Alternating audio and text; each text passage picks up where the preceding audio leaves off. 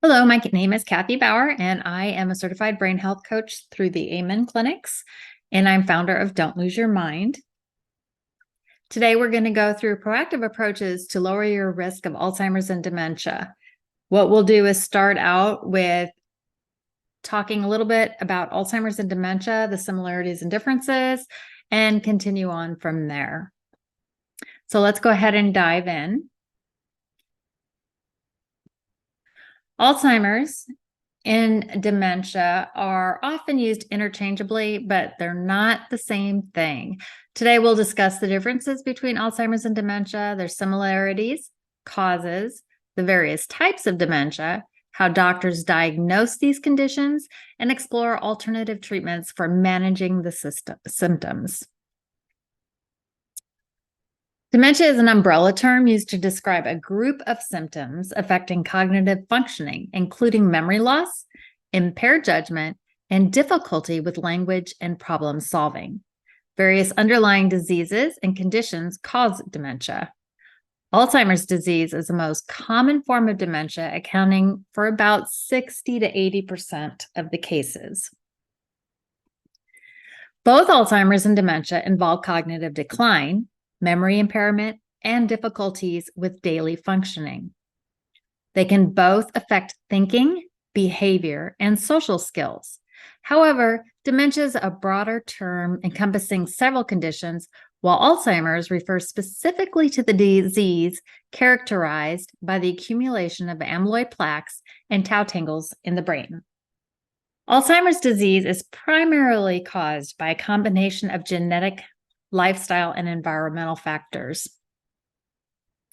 The exact cause is still not fully understood. That's why it's so difficult for them to come up with that magic pill to totally do away with it. Other types of dementia can be caused by conditions such as vascular disease, Parkinson's disease, Lewy body dementia, frontotemporal dementia, and more.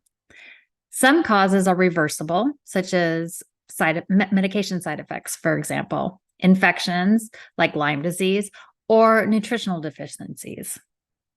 Besides Alzheimer's, there are several other types of dementia. We have vascular dementia, which is caused by reduced blood flow to the brain, often due to a stroke or small vessel disease. There is Lewy body dementia, which involves abnormal protein deposits in the brain, leading to cognitive decline, visual hallucinations, and movement difficulties. Frontotemporal dementia affects the front and sides of the brain, causing changes in behavior, personality, and language difficulties. Parkinson's disease dementia is developed in individuals with Parkinson's disease, leading to cognitive impairment over time. Diagnosing Alzheimer's and dementia involves comprehensive evaluation by a healthcare professional. Doctors use medical history, physical and neurological examinations, neuropsychological tests, brain imaging like MRIs or CT scans, and laboratory testing to assess cognitive function, ruling out other potential causes. However, many doctors won't dive deeper. If you really want to find out the root cause of your dementia, you really need to go to a functional medicine doctor like Dr. Dale Bredesen in his clinics or Dr. Daniel Amen in his clinics. And under Don't Lose Your Mind resources, I have links to both of those sites where you can actually put in your zip code and find an office near you. While there is no known cure for Alzheimer's or dementia, several alternative treatments can help manage symptoms, delay the onset of Alzheimer's or dementia, and improve the quality of life. These are cognitive stimulation, physical exercise, healthy diet, social engagement, and complementary therapies. Cognitive stimulation obviously is engaging in mentally stimulating activities like puzzles or memory exercises. And there are so many apps on your phone, or just do crossword puzzles and books. There's a myriad of activities that you can try. Physical exercise, of course, is huge because that helps increase your BDNF levels in your brain, which we'll talk about more later. So it is extremely important in boosting your cognitive function. A healthy diet also balanced in rich fruit and vegetables, whole grains, lean proteins, omega-3 fatty acids help promote brain health. You got to stay away from sugar and processed foods because that just kills your brain.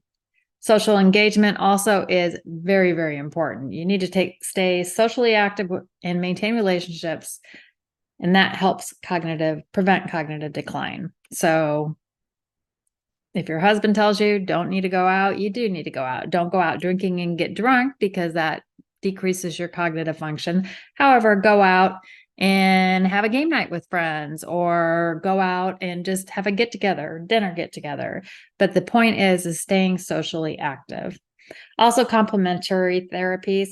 Some individuals find benefit in therapy such as music therapy, art therapy, aromatherapy, acupuncture. Massage therapy is actually really good as well. However, their effectiveness may vary from person to person. While Alzheimer's is a specific type of dementia, it is crucial to understand that dementia encompasses various conditions with distinct causes. Early diagnosis and appropriate medical care are essential for managing symptoms and improving quality of life. Additionally, alternative treatments and lifestyle modifications can complement traditional approaches, offering additional support for individuals with Alzheimer's or dementia. You can postpone or offset Alzheimer's by taking action. The earlier you start, the more time you have to strengthen and improve your brain. Now I'll start with nourishing your brain. It is very important to adopt a brain-healthy diet. The Mediterranean diet is a great diet to try. The DASH diet, which is dietary approaches to stop hypertension, is another good diet. And the MIND diet, which is a hybrid of the Mediterranean and the DASH diet. All those three have been associated with reduced Alzheimer's risk. Every function in your body, from thinking to moving, is controlled by your brain. So keep it in tip-top shape. It's crucial. It may sound strange, but what you eat directly affects the structure and the function of your brain. So we'll explore this connection today and learn about the best foods for our brain and gut health. So our first action step that I want you to take, and I do have a download of all the action steps in the portal for you. But the first action step is maintain a food diary this week, jotting down what you eat every day. This will give us a starting point as we move further. It's always good to know what you're consuming, because a lot of times some people don't really realize what they're putting into their mouth. The gut-brain axis is a bidirectional communication link between our digestive tract and the brain. And this is crazy true. I never knew this until I started studying this like 3 years ago. But everything that goes into your gut affects the brain. And if your gut is out of balance, your brain will be out of balance. So it's extremely important to have a healthy gut, because if you have a healthy gut, it will equal a healthy brain. So how can we maintain a healthy gut?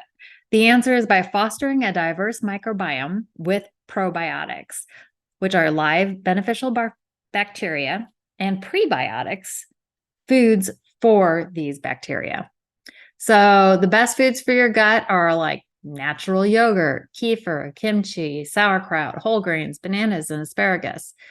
So I do have another downloadable for you that's also in the portal that you will find, which are the best foods for your gut. So another action step I'd like you to take is try to incorporate at least one probiotic and one prebiotic food into your daily diet. And really, when we're done with this, if you can incorporate at least 3 action steps each day, that will be our goal, is 3 action steps. Of all the action steps I'm going to give you, incorporate 3 a day to start with. You need to start small, otherwise you're just going to get burnt out. And when those 3 become habit, incorporate a couple more. And just move it along that way. Don't try to do everything at one time. Now let's look at best foods for your brain. I do have an downloadable in the portal as well for you that has 50 plus best brain foods for you. So you can download and just print that out and look at it, or just put it on your refrigerator. One of the ones that we'll talk about today is fatty fish. Fatty fish has omega-3 fatty acids, and they're essential for brain health. These fats are crucial for learning and memory. Another great one are blueberries. They're packed with antioxidants. They delay brain aging and enhance brain function. Next, we'll look at turmeric. It's an active compound, curcumin, which crosses the blood-brain barrier and has anti-inflammatory properties and antioxidant benefits, which can improve your memory. And as you'll learn as we go further, Alzheimer's is caused by inflammation in the brain. So anytime that we can incorporate anti-inflammatory foods, huge. So we will be looking at that a lot, and you'll hear me talk about it a lot, even on social media. Another one we'll look at is also broccoli. It's high in antioxidants, vitamin K, which is believed to support brain health.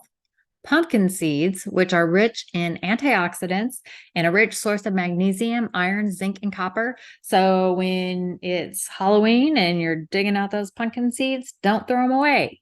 Clean them, wash them up in the calendar and then throw them in the oven. It's a great, great snack to have on hand. And there's a million different recipes out there that you can try. Just don't put sugar on them, please. So another action step that we'll look at is include these foods in your meals at least 3 to 4 times a week. I would like it if you would do it 3 or 4 times a day, but 3 or 4 times a week to start is kudos. Next, we'll look at the optimal plate ratio. Your plate really should ideally be filled with 50% vegetables, 25% lean protein, and 25% complex carbohydrates. This balance ensures that you're getting a variety of nutrients and it keeps your blood sugar stable. So let's use this plate ratio as a guide when you're preparing meals. Just kind of take a little snapshot, put it in your brain, and just kind of, when you're preparing meals, keep that in mind. A couple ideas here for easy recipes and brain healthy snacks. You can create a berry and spinach smoothie. Blend 1 cup of blueberries, 1 cup of spinach, 1 banana, and some Greek yogurt for a nutrient-packed breakfast. And I always liked to put in a scoop of pea protein powder in there as well. So just gonna add a boost of protein to start your day. Usually when you start your day with protein, you're fuller longer, so you don't get those cravings for sugary foods like donuts and things when you get to the office and they're sitting there. You're not going to be hungry to even want those. So just remember, protein in the morning, good thing. Another idea is a salmon salad. Grill a salmon fillet, toss it in with mixed greens, cherry tomatoes, cucumbers, and a light dressing. Mucho good. And then if you're thinking about just quick snacks when you're on the run, nuts are good. Seeds are good, like pumpkin seeds. Apples with almond butter, carrot sticks with hummus, Greek yogurt with berries are excellent quick snacks that pack a nutritional punch. And I have a downloadable in the portal for you. And it's a bunch of nutritional quick snacks that you can just grab and go. It's just 1 sheet, print it out, put it on your fridge, just for a quick look. So the action step, try out some of these recipes and snacks this week. Now, the one thing that you've probably heard a million times, stay hydrated, stay hydrated, stay hydrated. Staying hydrated is an essential aspect of maintaining good health, including brain function. The human brain is made up of approximately 80% water. So even a small reduction in hydration can have a profound effect on cognitive abilities. Here are some of the key reasons why staying hydrated is vital for optimal brain health. We have cognitive function. Dehydration can impair cognitive functions like memory, attention, and the ability to process information. Research has shown that even mild dehydration, as low as 1 to 2% of body weight, can affect cognitive function. The next we'll look at is mood and mental fatigue. Lack of hydration can also influence mood and lead to feelings of anxiety or depression. It can increase the perception of task difficulty, leading to mental fatigue, which can decrease overall motivation. Also, concentration and alertness. Staying hydrated helps maintain the balance of fluids and electrolytes, which is vital for concentration and alertness. A reduction in these levels may lead to difficulties in focusing on tasks. Dehydration is a common cause of headaches and migraines. The brain temporarily contracts as it loses water, pulling away from the skull and triggering pain receptors, which leads to the headaches and the migraines. Also, metabolic processes. Water is crucial in delivering nutrients to the brain and removing waste products. When dehydrated, these processes become less efficient, leading to the accumulation of toxins, which can adversely affect brain health.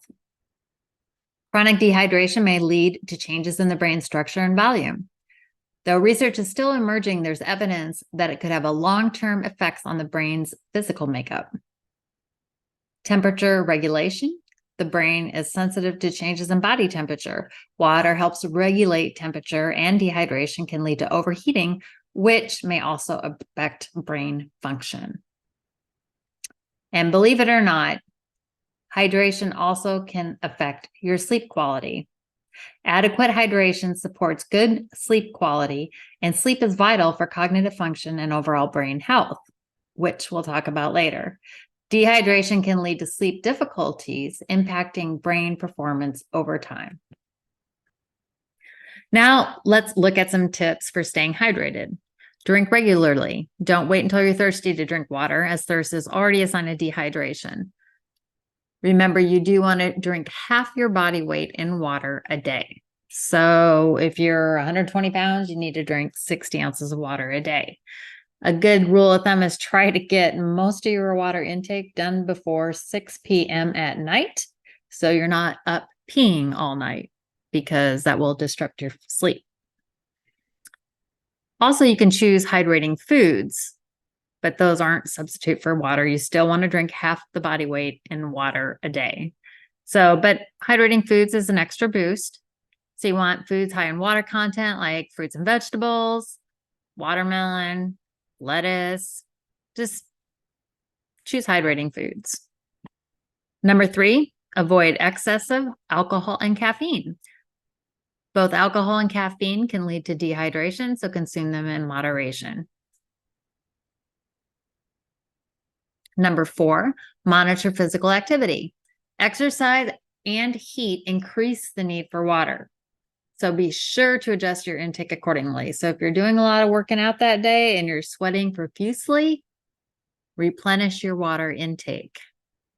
Pay attention to your individual needs, like your age, your weight, your climate, health conditions, all influence hydration needs. So tailor your water consumption accordingly. So like if you've had heart issues and your doctor tells you not to have more than 48 ounces of water a day, just because I said half your body weight, you don't listen to me, listen to your doctor. I am going for the general audience that has no health conditions. The general rule of thumb is half your body weight in water a day. But if your doctor tells you otherwise, listen to your doctor, please. Staying hydrated is not just about physical well-being, but it also has a profound impact on brain health and function. Drinking enough water supports cognitive abilities, mood, sleep quality, and overall neurological health. It's a simple yet vital aspect of maintaining a healthy mind. Next, we're going to look at something that not a lot of you probably will like. But it is very imperative to reduce your alcohol intake. Moderation is the key. You should not have more than 6 ounces of alcohol twice a week, preferably none at all. But if you're going to drink, 6 ounces, because alcohol does affect the brain. Alcohol consumption, particularly in excessive amounts, have been associated with a range of negative effects on the brain. Understanding these effects and emphasizing moderation in alcohol consumption can lead to better brain health and overall well-being. Negative effects of alcohol on the brain can lead to cognitive impairment. Chronic alcohol use can lead to difficulties in learning, memory, and cognitive flexibility. This can translate to real-world problems such as difficulty in job performance and maintaining relationships. It also affects mood disorders. Alcohol affects neurotransmitters in the brain that regulates mood. This can lead to increased feelings of depression, anxiety, and other mental health disorders. Next, we'll look at addiction and dependence. Alcohol can be addictive, leading to physical dependence that can be challenging to overcome. This addiction can consume a person's life and lead to a host of physical, social, and mental health problems. Alcohol also can cause brain damage. Heavy drinking over long periods of time can cause physical damage to the brain. This may include shrinkage of brain tissues, particularly in regions associated with memory, cognition, and executive function. It also impairs judgment and coordination. Even short-term excessive drinking can lead to impaired judgment and coordination. This increases the risk of accidents and injuries, some of which can be fatal. Alcohol also disturbs your sleep. It may disrupt sleep patterns, leading to poor quality sleep, and you need deep sleep because that's when the brain washes itself. Since sleep is essential for cognitive function and overall brain health, this disruption can have far-reaching effects. Alcohol also can lead to Wernicke-Korsakoff syndrome. I can't pronounce that, but it's on your screen. Chronic heavy alcohol consumption can lead to Wernicke-Korsakoff syndrome, a severe neurological disorder characterized by confusion, coordination problems, and memory loss. And the last we'll look at is liver disease and its impact on the brain. Alcohol is metabolized in the liver, and chronic alcohol use can lead to liver diseases like cirrhosis. The liver's inability to detoxify the blood can then lead to a condition called hepatic encephalopathy. And I probably mispronounced that, but that can also affect the brain. So, understanding the harmful effects of alcohol on the brain underscores the importance of moderation. So we're going to look at 4 things. You need to know your limits. Be aware of what constitutes a standard drink and stick to guidelines that define moderate drinking.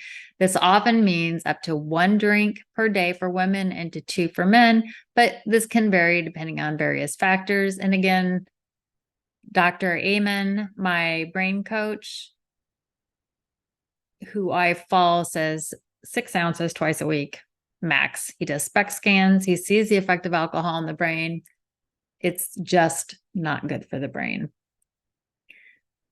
But a thing you can try is choose alcohol-free days. Regularly choose days where you can abstain from drinking entirely.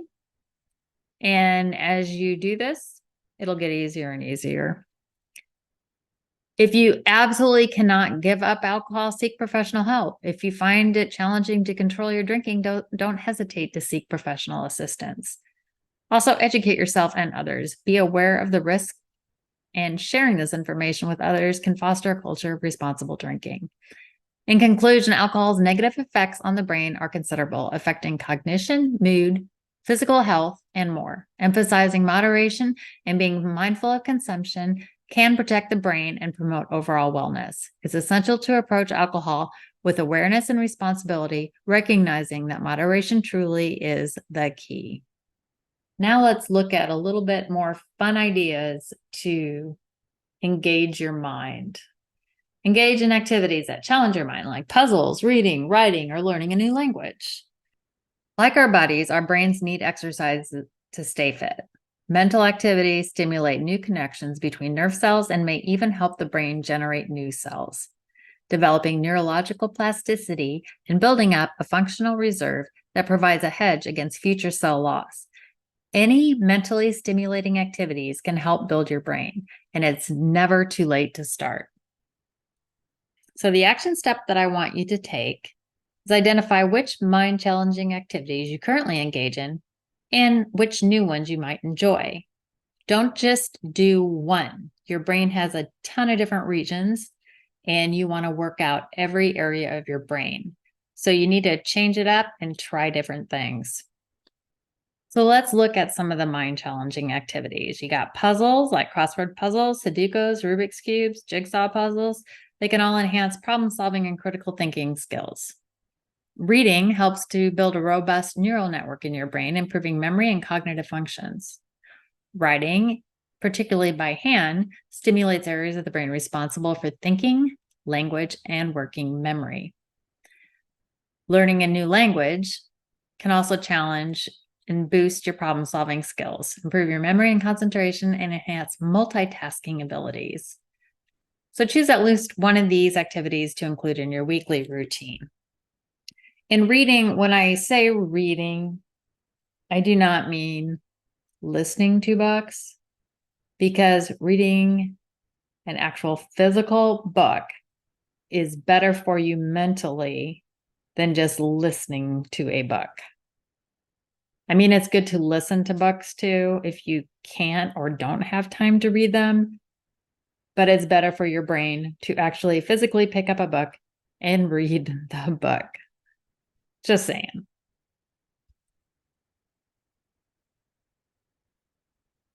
When you engage your brain in these activities, you're essentially giving it a workout. You're creating new neural pathways and strengthening existing ones, which helps increase your mental resilience and cognitive reserve. Regular mental stimulation can help delay the onset of cognitive decline and dementia, enhancing your brain's overall health and longevity. So make a schedule for your chosen activity. So choose a couple different activities, make a schedule. Consistency is this key. So stick to it as you would a physical workout regimen. Put a calendar on your refrigerator or by your door, and each week write 3 activities that you want to do and stick to it. But have fun with it. Remember, the most crucial part of this process is to have fun. If you don't have fun, you're not going to want to do it. And we all want a better brain, and we all want to have a good, strong mind to the end. So you can have fun while you're trying to do this. So choose activities you enjoy. And if you get bored with one, switch it up and throw in another one. And the benefits will follow. Plus, sharing these activities with others can create social connections that further benefit brain health. So you can actually combine a lot of this stuff together. So you can do a brain game with a group of people, and you got your socialization and you've got your brain boosting activities. So the action step here is invite a friend or family member to join you in these activities. It can make the process more enjoyable and keep you motivated. Now let's look at social engagement. Maintaining an active social life helps reduce stress and keeps the brain engaged. Socialization has long been recognized as critical to a healthy and fulfilling life.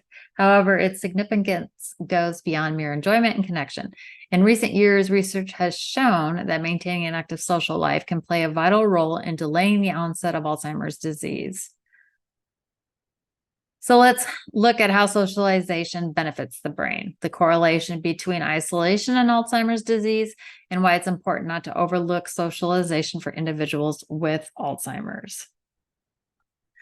Engaging in social activity stimulates the brain and promotes its health and vitality. When we interact with others, our brains actively process information, forms connections, and engages in cognitive exercises.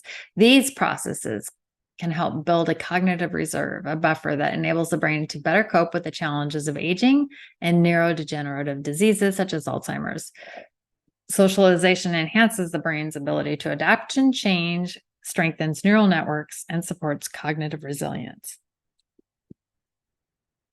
Isolation, on the other hand, poses a risk to brain cells and to brain health. Studies have indicated that individuals who isolate themselves have limited social interactions, face a higher risk of developing Alzheimer's.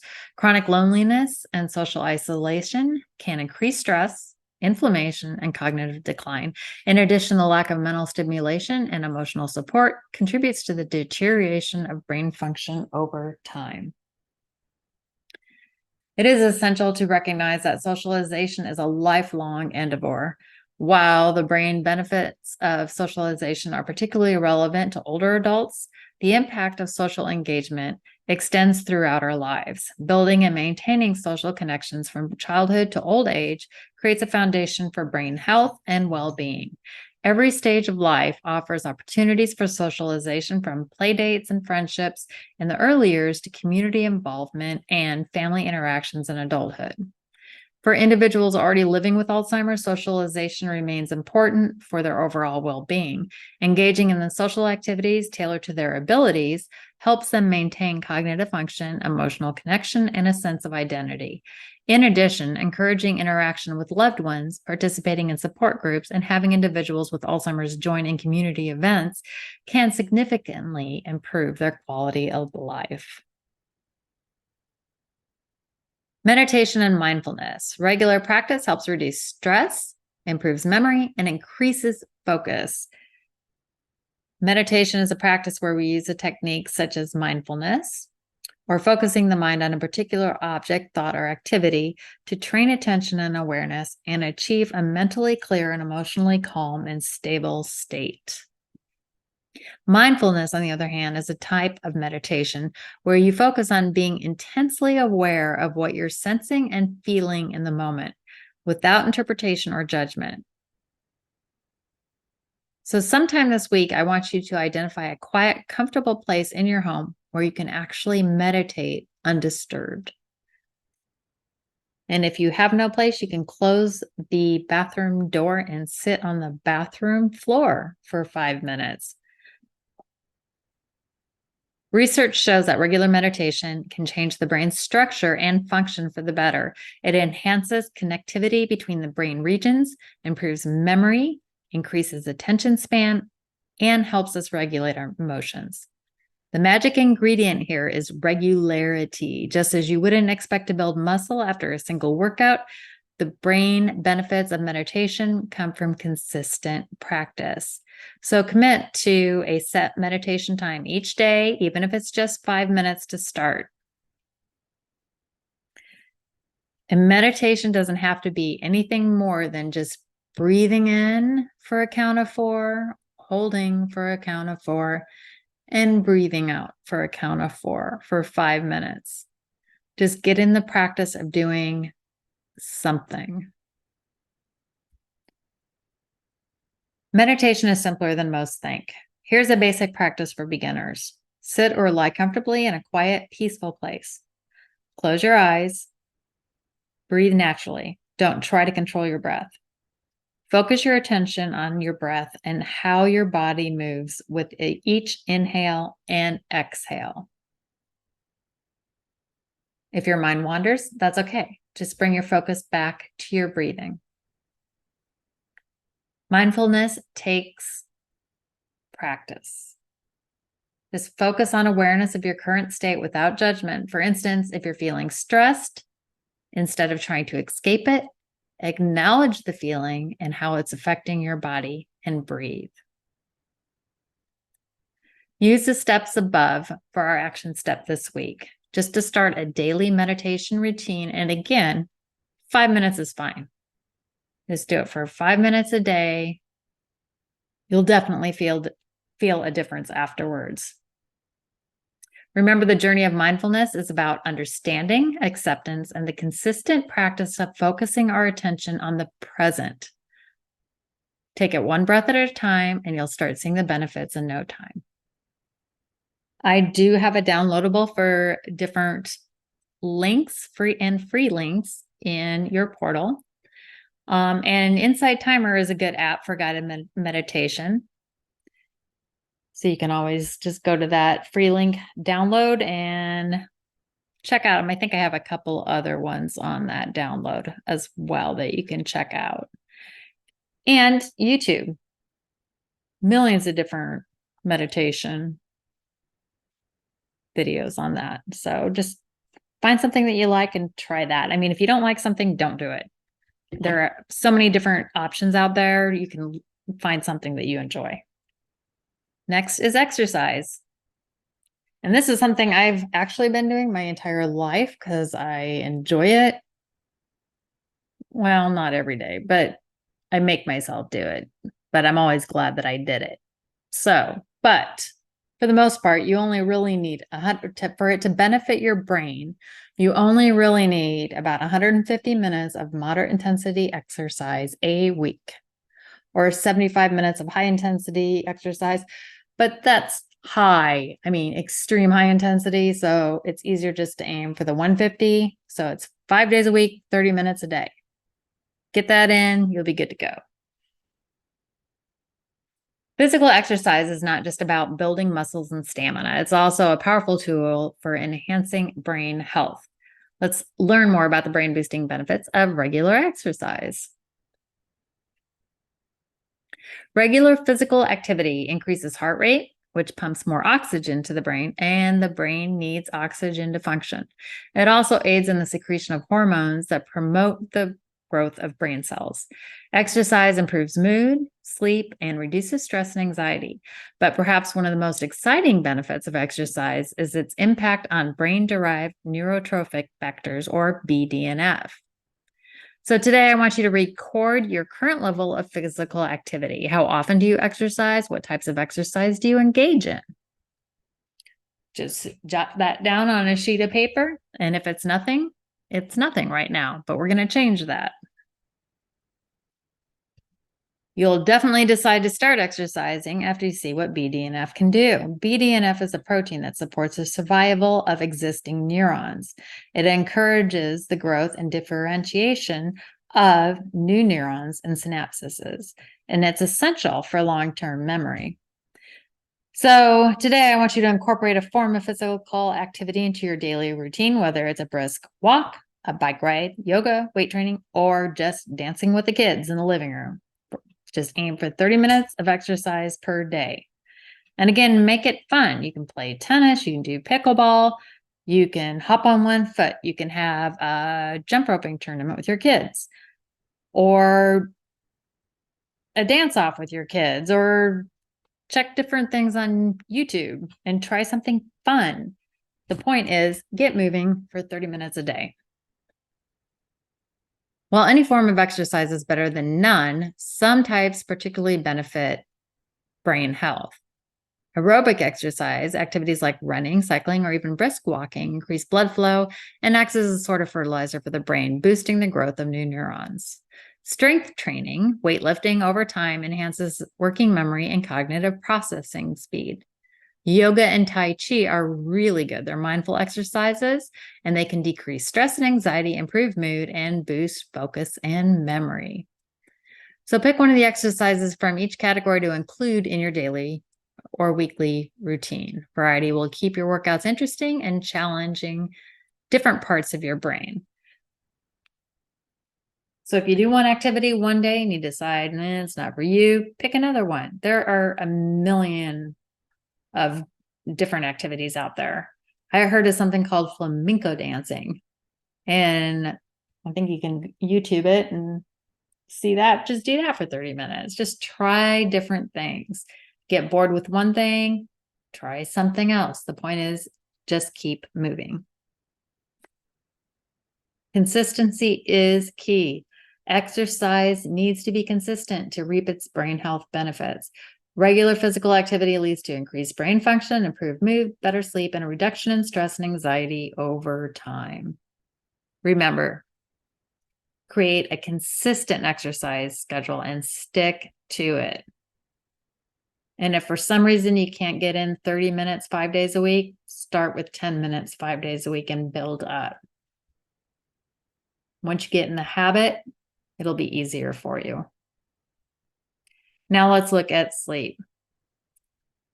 Sleep is huge in brain health. I just wrote a blog. So check out the blog on August 13th at Don't Lose Your Mind. It's all about sleep. We need to prioritize 7 to 9 hours of quality of sleep per night. Imperative. The old adage, I can sleep when I'm dead, does not hold. You'll be dead sooner, or your brain will be gone sooner. And we want to keep our brain. Sleep is not merely downtime for the brain. It's active and crucial for our cognitive function. So let's unravel the mysteries of sleeping. When we sleep, our brains are not just idling away time. Instead, it's involved actually in a wide range of crucial tasks, processing information from the day, forming memories, making connections, and clearing out toxins. Lack of sleep can impair concentration, memory, mood, and overall cognitive function. So the action step I want you to take for sleep is monitor your sleep habits for a week. Record your bedtime, wake time, and perceived quality of sleep. There are 2 essential types of sleep: rapid eye movement sleep, where most dreaming occurs, and non-REM sleep, which has 3 stages. Each plays a different restorative role. Deep sleep, the final stage of non-REM, is particularly important for memory consolidation and rejuvenation of the body. In deep sleep also, it washes your brain, and read more about that on my blog, because that brainwashing and getting into deep sleep, very, very, very important for your memory and keeping your memory good for the long term. So let's look at your personal sleep needs. Most adults require 7 to 9 hours of sleep a night, whether you think you do or not. Most adults require that. Evaluate if you're meeting this requirement. If not, take steps to get better sleep. Let's look at some ways to enhance your sleep quality. You need to establish a routine. Going to bed and waking at the same time each day helps regulate your body's internal clock.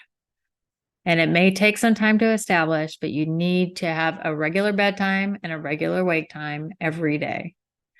Create a restful environment. Keep your sleep environment dark, quiet, and cool. Consider using an eye shade, earplugs, or white noise machine if needed.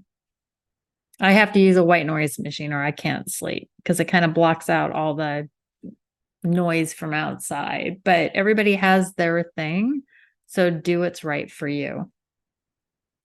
Mind your diet. Also, avoid caffeine and heavy meals close to bedtime. Do not eat your dinner right before you go to bed at night. You're going to have issues sleeping. And also, don't have a whole pot of coffee right before you're supposed to go to bed. It will defeat the purpose. And another thing too is I said you had to stay hydrated, but remember, try to cut off the majority of your drinking of water and beverages by 6. I mean, obviously you'll have some after, but the majority of it before 6 p.m. So that way, when you go to bed, you're not waking up every couple hours to go to the bathroom. Stay active, because regular physical activity can help you fall asleep faster and enjoy a deeper sleep. And again, deep sleep is good for the brain because that's when it's cleaning itself. So the action step I wanted you to take on this is incorporate these sleep hygiene practices into your routine. So make a routine. It may take you a while to get there, but once you're there, it'll be old hat. You'll just be used to it. And it won't be anything that you even think of. It's just something that you do. Let's look at the benefits of prioritizing sleep. Prioritizing sleep can significantly enhance your brain health. It improves learning, memory, creativity, and problem-solving skills. It also boosts your mood, helps maintain a healthy weight, and contributes to a robust immune system. So commit to making sleep a priority for 1 week. Track your changes, how you feel in your alertness, mood, and overall well-being. Remember, sleep is not a luxury. It's a non-negotiable biological necessity. It is a significant part of brain nourishment and health. So prioritize sleep and wake up to a healthier, happier, and sharper you. Now we're going to talk about regular checkups. I know some people don't ever like going to the doctor, but most insurances will have a free annual checkup. So, I mean, I'm one of those that hates going to the doctor, but my insurance does cover the yearly, so I will go for those and usually cross my fingers that nothing's wrong. And so far, knock on wood, nothing has been. But it is vital to actually do that because you want to catch something early if something is wrong. Regular health screenings can catch potential problems early, increasing the chances of effective treatment and preventing complications. Conditions like high blood pressure, high cholesterol, and diabetes can damage your brain if left unchecked. So take a moment and remember when you had your last health checkup. If it's been over a year, it's time to schedule another one. High blood pressure or hypertension can lead to stroke and has been linked to dementia. Regular checkups can help keep your blood pressure under control. High levels of LDL cholesterol can lead to the formation of plaques in your arteries, affecting blood flow to the brain and increasing the risk of stroke and cognitive decline.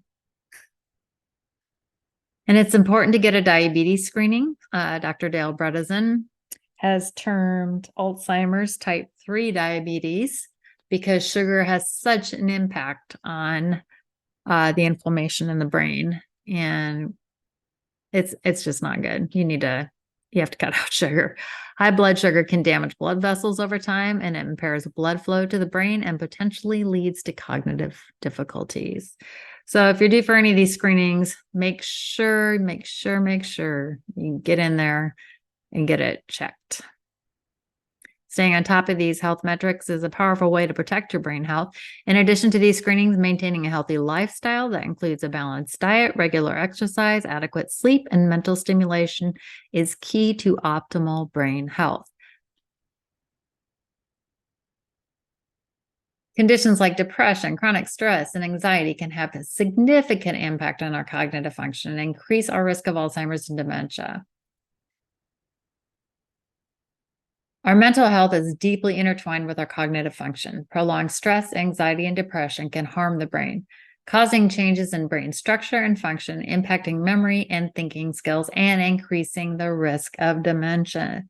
So reflect on your mental health status. How are you feeling? Remember, it's okay not to be okay, and it is important to seek help when you need it. So guys, I know you are all macho half the time, but it is important to ask for help when you need it. Routine mental health checkups help us detect signs of mental health disorders early, enabling timely intervention and treatment. These checkups also provide an opportunity to discuss any concerns or issues that you're facing and learn coping strategies. Taking care of your mental health is as important as taking care of your physical health. Here are a few tips. Mindfulness and meditation. We talked about mindfulness and meditation earlier, just 5 minutes a day. These practices can reduce stress and anxiety, improving mental well-being. Physical activity. Again, we talked about that earlier. Regular exercise can have a profound positive impact on depression, anxiety, and more. Balanced diet. Processed foods and sugars kill your mood. It really does not do anything good for you. So good nutrition is the key to keep you where you need to be. So good nutrition benefits both your physical and your mental health. Social interactions. Stay connected with family and friends. When you're out with people, usually you're in a better mood. So it helps ward off depression and stress. Get some laughs, have fun. You'll feel 100% better. So in review, in this course, we dove into critical aspects of brain health and well-being, focusing on the following key areas. We went over understanding Alzheimer's and dementia. So we looked at the similarities, causes, the types, diagnosis, and available treatments. We looked at nourishing your brain. We looked at insight into the gut-brain connection, looked at best foods to fuel your mind, and talked about recipes to support cognitive health. So look online, there's a ton of recipes, or there's books that you can get for the Mediterranean diet, the Mind diet, the DASH diet. We also looked at the importance of comprehensive self-care. Getting into the doctors, get your yearly checkups so they can catch anything, because you don't want to think that you have Alzheimer's and find out later, well, it wasn't really Alzheimer's, it was Lyme disease, and that's treatable. So don't shy away from going to the doctors. Or even mold exposure. If you're in a home that has mold and your brain's going downhill, don't be afraid to go to the doctors, but actually be proactive and ask them to test for these things, and don't just give you an Alzheimer's diagnosis. It could be mold exposure. It could be Lyme disease. You need to be tested for these things. Sometimes even a low vitamin D deficiency or deep depression can also mimic Alzheimer's. So you really, really need to be tested correctly. And I am putting a comprehensive list to be able to take to your doctor to have them test for different things. So you would know what to ask for, but I do not have that done yet, but I will here soon, and it will be available in your portal.